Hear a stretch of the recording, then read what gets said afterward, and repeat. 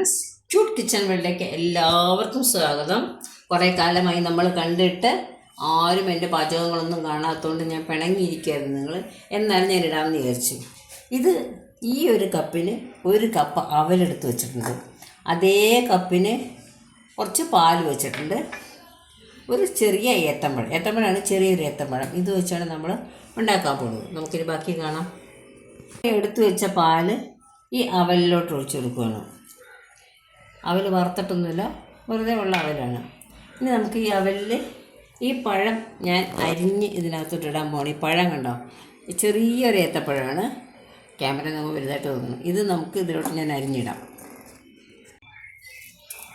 ഞാനത് നടുവേ മുറിച്ചിട്ട് എങ്ങനെയും മുറിക്കാം, ചെറുതായിട്ടൊന്ന് അരിഞ്ഞിടാൻ വേണ്ടി, അത്രയേ ഉള്ളൂ. ഇത് നമുക്കിങ്ങനെ മുഴുവൻ അരിഞ്ഞിട്ടേക്കാം.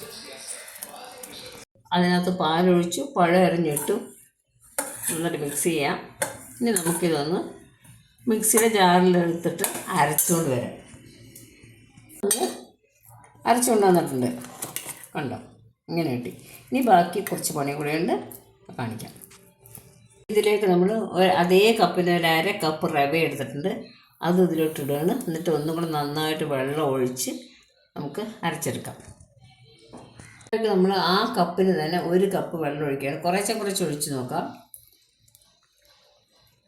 ഇത് മുഴുവൻ ഒഴിക്കാം. എന്നിട്ട് നമുക്കിത് ഒന്നുകൂടെ അരച്ചുകൊണ്ട് വരാം. ഒരു കപ്പ് വെള്ളം ഒഴിച്ച് ഇത് അരച്ചെടുത്തു കണ്ടോ. ഇനി ഒരു 1/4 കപ്പ്, അതേ കപ്പ് തന്നെ 1/4 കപ്പ് വെള്ളം കൂടെ നമുക്ക് ഒഴിക്കാം.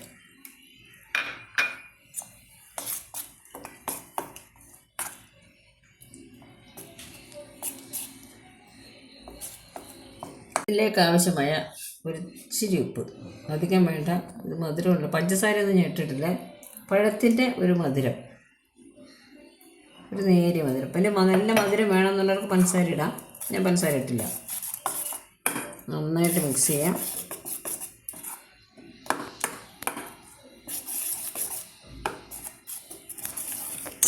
ഇവിടെ ഇഡ്ഡലി തട്ട് വെച്ചിരിക്കുകയാണ്. അതിലേക്ക് അല്പം നെയ്യോ എണ്ണയോ എന്തെങ്കിലും ഒന്ന് തൂത്ത് കൊടുക്കാം, ചെറുതായിട്ടൊന്ന്.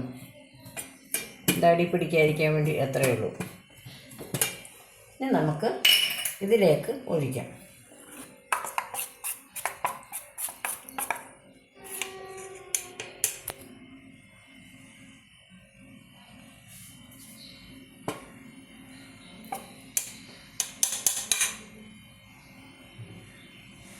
റവ ആയതുകൊണ്ട് ഇത് പെട്ടെന്ന് കട്ടിയാവും. അധികം നേരം വെച്ചുകൊണ്ടിരിക്കരുത്. ഏകദേശം ഒരു ഇഡ്ഡലി മാവിനേക്കാൾ കുറച്ചും കൂടെ കട്ടി, കാരണം റവയാകുമ്പോൾ അങ്ങനെ കട്ടി വരും. ഇഡ്ഡലി ഉണ്ടാക്കണ ഒഴിച്ചു. ഇനി നമുക്കിത് അടച്ചു വെച്ച് നന്നായിട്ട് സ്റ്റീം വരട്ടെ, ഇട്ടെടുക്കാം. നമുക്ക് വെന്തോന്നൊന്ന് നോക്കാം. വെന്തിട്ടുണ്ട്, ഇതിൽ പിടിച്ചിട്ടില്ല. അപ്പോൾ വെന്തിട്ടുണ്ട്, നമുക്കിത് ഇറക്കാം.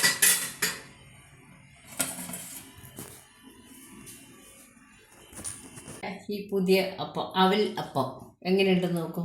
നല്ല രസമാണ് ഇത് കഴിക്കാനായിട്ട്. കറി കൂട്ടിയൊക്കെ കഴിക്കാൻ വേണമെങ്കിൽ, അല്ലെങ്കിൽ തേങ്ങാപ്പാലും പഞ്ചസാരയിട്ട് അങ്ങനെയും കഴിക്കാം.